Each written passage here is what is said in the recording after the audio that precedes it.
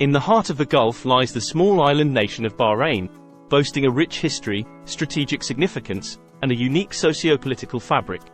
Though geographically small, the waves Bahrain creates are felt throughout the wider Middle East, especially due to its complex Shia-Sunni divide.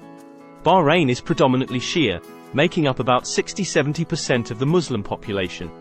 However, its rulers, the Al Khalifa family, belong to the Sunni minority, which has been a source of tension and conflict for decades. This demographic composition is crucial to understanding Bahrain's domestic politics and its regional implications. Historically, the divide between Shia and Sunni Muslims traces back to a disagreement over the rightful successor to the Prophet Muhammad. Over the centuries, this division has taken on more than just theological differences, encompassing various socio-political and cultural divergences. In Bahrain, these differences are not just religious but deeply political. Throughout the 20th century, Bahrain experienced several uprisings and protests, often Shia-led, due to perceived discrimination and demands for greater political representation. The underlying sentiments of marginalization among the Shia community have fueled these tensions. The Arab Spring of 2011 saw a significant uprising in Bahrain. Thousands gathered at the Pearl Roundabout in the capital, Manama, demanding democratic reforms and better representation. While not solely a Shia protest, the majority of participants hailed from the Shia community, which further emphasized the sectarian dimension of Bahrain's political struggles. Bahrain's government, with the support of Saudi Arabia and the United Arab Emirates, responded with a crackdown. The Pearl Roundabout, which had become a symbol of resistance and hope, was demolished.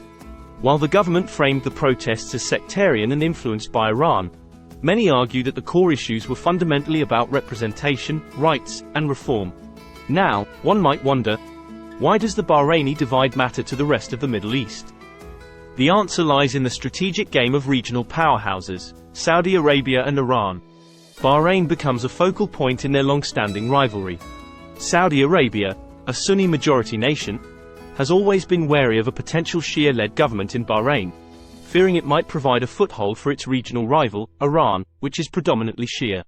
Saudi Arabia's swift military intervention in 2011 to support Bahrain's Sunni monarchy underlined this apprehension. On the other hand, Iran has historically claimed Bahrain as its territory and has shown support, though mostly rhetorically, for the Shia protesters and opposition groups in Bahrain.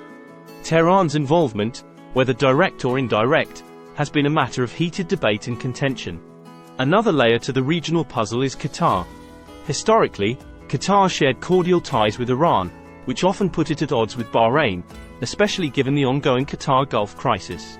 Though the crisis centered on several issues, Bahrain's sectarian dynamics and its implications for regional alliances were undoubtedly part of the larger narrative. The US Fifth Fleet's presence in Bahrain also brings a global dimension to this discussion. The United States, while advocating for human rights and democratic reforms globally, finds itself in a challenging position, having to balance its strategic interests with its stance on democratic values, especially given the fleet's critical role in maintaining regional security. Furthermore, Bahrain's sectarian divide has cultural and social repercussions. The sense of identity, belonging, and citizenship is continually negotiated and contested within the country. Many Shia communities in Bahrain feel a sense of alienation and second-class citizenship, which further deepens the societal rifts. The economic aspect cannot be overlooked. While Bahrain has been trying to diversify its economy, the perceived sectarian-based discrimination in job sectors, especially in government and security apparatus, remains a pressing concern. Such disparities not only fuel domestic unrest but also affect regional perceptions and alliances.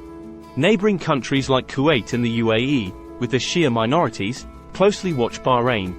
The manner in which Bahrain navigates its Shia-Sunni divide can set precedents and influence policies in these nations. It's essential to note, however, that while the divide is real and has genuine repercussions, many everyday Bahrainis, whether Shia or Sunni, desire unity, peace, and prosperity for their nation. They often lament the polarization and external interference that exacerbates the divide. In conclusion, Bahrain's Shia-Sunni divide is not just an internal matter but a focal point in the wider regional and global geopolitics. Its reverberations extend far beyond its shores, influencing the strategies of regional powerhouses and superpowers alike. While Bahrain remains a testament to the complexities of the Middle East, it also embodies the region's hopes and aspirations for a harmonious future. Thank you for watching Middle East Info. If you found this informative, please don't forget to like, comment, and subscribe to stay updated on all things Middle East.